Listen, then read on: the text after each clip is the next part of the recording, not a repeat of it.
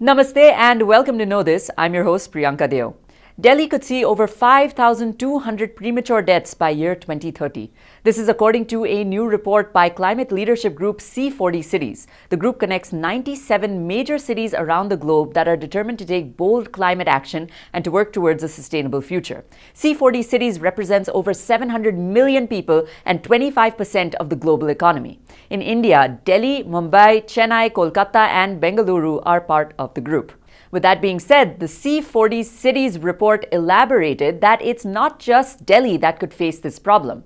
India plans to expand its coal-fired power generation plants by 28% between years 2020 and 2030 instead of reducing it by 20%. This endangers climate and air quality as well as threatens the health of all of us citizens.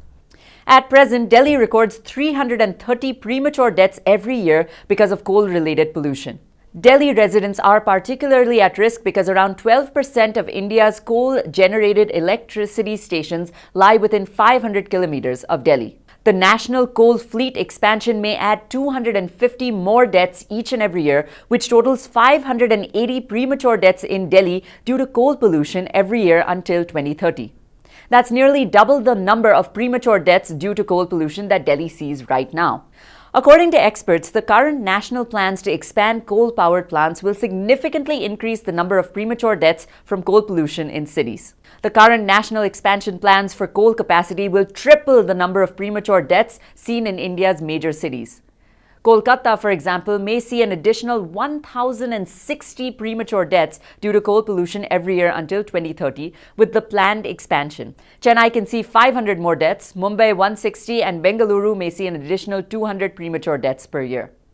Now, premature deaths aren't the only problem. More coal pollution in Delhi will result in 8,360 preterm births and over 10,000 asthma-related emergency hospital visits.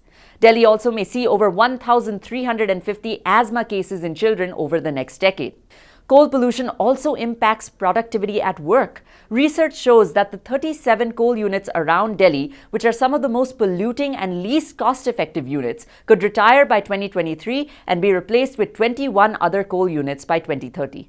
As many as 5.5 million sick days could be caused by coal pollution in Delhi if national expansion plans take place. Estimated health costs in Delhi are approximately $8.4 billion over the coming decade as well.